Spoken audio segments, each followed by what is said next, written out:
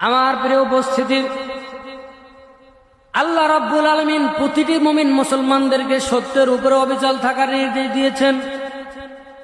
এমন একটা যুগে আমরা বসবাস করছি যেখানে সত্যকে মিথ্যা এবং মিথ্যাকে সত্যতে রূপান্তরিত করার ব্যাপক পায়তারা চলতেছে।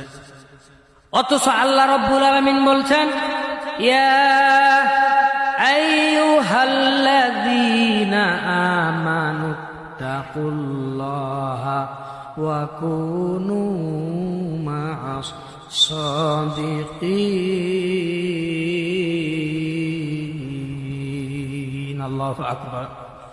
আল্লাহ রাব্বুল আলামিন বলেন, হে ঈমানদার মুমিন মুসলমান, তোমরা শুনে রাখো, তোমরা আমি আল্লাহকে সত্যিকারের অর্থে ভয় করো।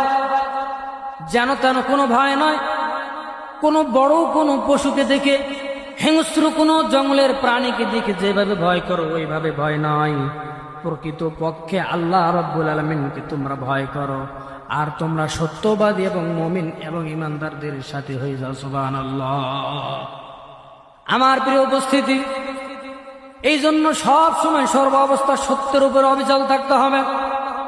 আল্লাহ রাব্বুল আলামিন ইতিপূর্বে যত নবী রাসূল প্রেরণ করেছেন, সব নবী রাসূল এবং পয়গম্বরদেরকে সত্যের উপরে অবিচল থাকার নির্দেশ দিয়েছেন।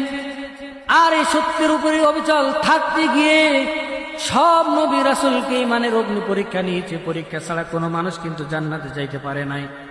এই জন্য পরীক্ষা ছাড়া কোনো মানুষ জান্নাতে যাইতে পারে না, আমরাও পারবো না।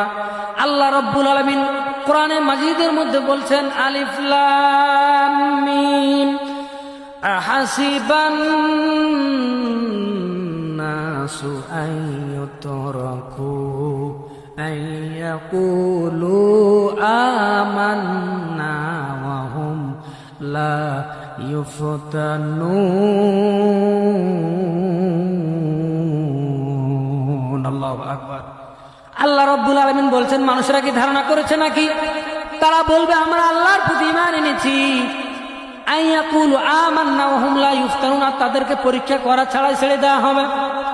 আমার ভাইয়েরা, পরীক্ষা ছাড়া কোনো মানুষ জান্নাতে যাইতে পারেনি আর পারবেও না।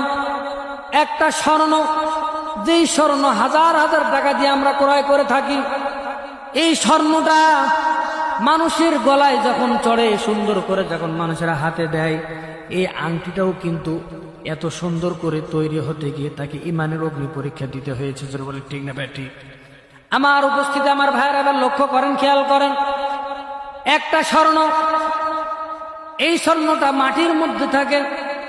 এই স্বর্ণটা হাজার হাজার মানুষ কর্মযজ্ঞ চালিয়ে স্বর্ণটাকে উত্তোলন করে।